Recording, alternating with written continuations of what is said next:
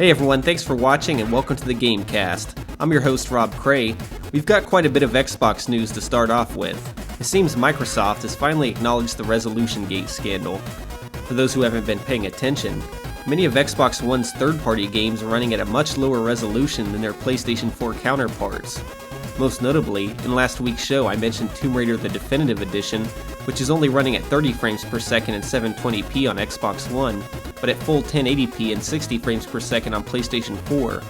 Many have speculated that the cause of the disparity is due to the Xbox One's smaller, less powerful GPU, and Microsoft seems to have validated those claims by announcing that they will soon be releasing a patch that will boost the system's graphics processing power by 8 to 10%. It turns out the extra power will be coming from a portion of the GPU that was dedicated for use by the Xbox One's Kinect camera. No word yet on when the patch will be released, though it will be interesting to see if this will finally resolve the problem and bring the Xbox One up to par with the PlayStation 4. And as you may have heard, a post on gaming forum NeoGAF by what many believe to be a Microsoft employee revealed a lot of juicy details on the company's plans for their new console in 2014. Most notably is that Microsoft is planning to bring a cheaper model of the Xbox One to market. This cheaper model is speculated to be a digital download-only version, meaning that the Blu-ray optical drive will be taken out to decrease the cost of manufacturing. A couple of other new Xbox One models were also revealed, including a white console that looks a lot like the exclusive console that was given out to Microsoft employees who worked on the development team. Only around 3,000 of the I Made This consoles were produced, and it's become a highly sought-after collectible. The third and final variant that was revealed is a limited edition Titanfall console that I would assume is going to launch alongside the game on March 11th. It looks a lot like the limited edition controller that Microsoft announced a couple weeks back. It features a paint job inspired by the giant mechs that players will control in the game. No official word from Microsoft yet on these rumors, though I'd bet they're pretty solid, especially considering that the PlayStation 4 currently has a pretty good lead in sales over the Xbox One, which brings us to our next story.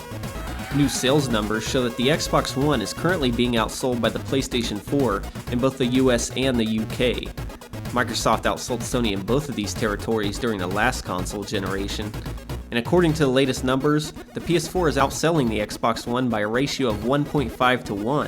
Of course, these numbers definitely don't mean that the console wars have been won. It's still too early to really read that much into it. At the moment, neither of the new systems have any killer console-selling games, but that will soon change with the release of exclusive titles like Titanfall and Infamous Second Son, both of which hit store shelves in March and could finally justify the cost of admission for many PS3 and Xbox 360 owners who haven't yet made the jump into next gen.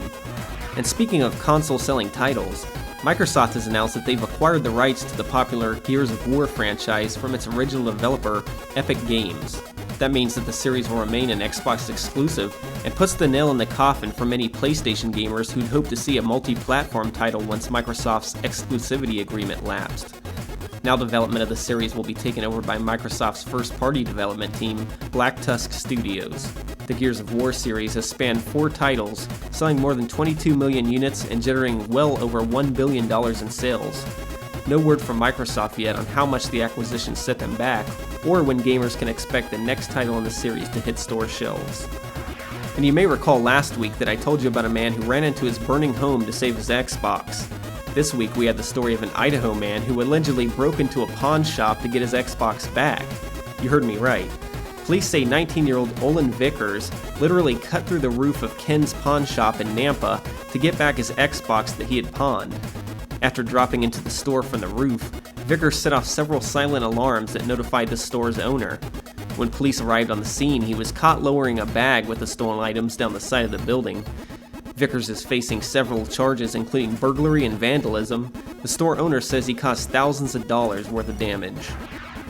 Now if you're looking for a more legal way to get an Xbox, Microsoft has announced a promotion in which they're offering $100 in trade-in credit towards the Xbox One for customers who trade in either an Xbox 360 or a PlayStation 3 console. They're calling it the Ditch Your PlayStation promotion. The offer is only good at Microsoft Store locations, so if you're considering the deal, let me offer this one piece of advice. I recommend trying eBay first. I recently sold my PS3 with a couple of games for close to $200 on eBay. I'm betting that you'll be able to make a few more bucks by selling it yourself rather than trading it to Microsoft. You can thank me later. And if you're more of a PlayStation gamer, while you're on eBay selling your old console, Be sure to check out the prices sellers are asking for the PlayStation camera. It's been brought to my attention that there appears to be a shortage of Sony's camera peripheral. The camera retails for $59.99, but current going rates are closer to $120. I'm not sure why they're going for such a hefty premium. At this point, there aren't many games that use it, other than the Playroom tech demo that comes pre-installed in every PS4 system, though the camera does allow for some voice command features kinda like Xbox's Kinect, but I personally just don't see much of a use for it. But hey, if you come across a PlayStation camera in the wild, it might be worth picking up and reselling. Maybe you could use that cash to buy a few games. And in other PlayStation news, Sony has begun a closed beta for its upcoming PlayStation Now service. PlayStation Now is a paid streaming game service. Think of it kind of like Netflix streaming for games. It will allow users to play classic PlayStation games on the go using their PlayStation 3 and PlayStation 4 consoles, the PS Vita, and even mobile devices and Sony Bravia smart TVs. Sadly, I didn't get an invite, but the lucky gamers who did have leaked a list of games that are currently being tested. For the moment, this only includes PlayStation 3 titles like Killzone 3, Darksiders 2, and Puppeteer to name a few, but the full service is reportedly going to include titles from Sony's entire past library of games. No word yet on when exactly PlayStation Now will be available for the rest of us. It's believed to be launching in the US this year and sometime in 2015 for Europe. And I've got some disappointing news for fans of developer Sucker Punch's upcoming PlayStation 4 exclusive title, Infamous Second Son. In an interview with Taiwanese site UDN, the game's brand development director confirmed that Second Son will not feature any online multiplayer mode. I guess this news isn't too shocking considering neither of the previous titles in the series had multiplayer modes, but in this day and age it seems pretty rare for a game to be single player only. Infamous Second Son releases on March 21st in both the US and Europe. Now on to Nintendo, who has announced its first foray into the world of smartphones with a new app. Nintendo President Satoru Iwata announced it during a business presentation in Tokyo. He said the purpose of the app would be to, quote, encourage people to participate in Nintendo platforms. The news comes just days after Nintendo denied any plans to develop games for smartphones, though from the sound of it, it'll be more of a promotion to get people to buy Nintendo products rather than a full-fledged game.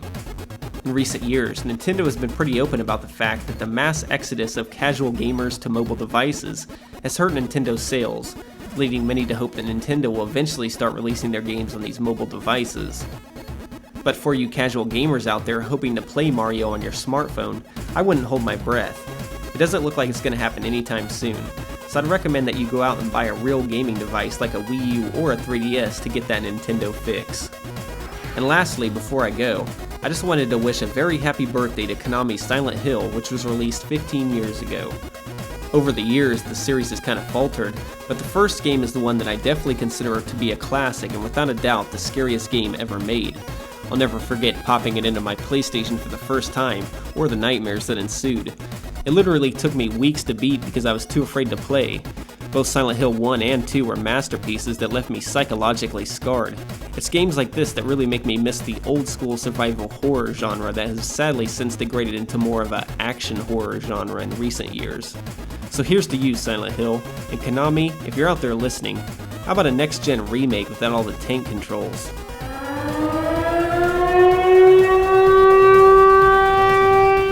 Oh god. Alright guys, I want to thank you for watching. Here at Gamecast, we're dedicated to bringing you the latest gaming news and much more. So please follow us on Facebook, Twitter, and of course subscribe to our channel here on YouTube. That's youtube.com/GamecastNews. I'll be back next week with more news, so be sure to tune in to the Gamecast. Oh wait, don't go yet, there's more. How about a little video game trivia? Let's see how well you guys really know your game history. First, I have the answer to last week's question. Did you know the answer? As you may know, the Sega Genesis was called the Sega Mega Drive in just about every other territory other than the US. Due to the name Mega Drive already being copyrighted by another company, Sega had to change the name for the US release. Initially they planned to call it the Tomahawk, but as we all know, they eventually settled on the name Genesis instead. Now on to this week's question.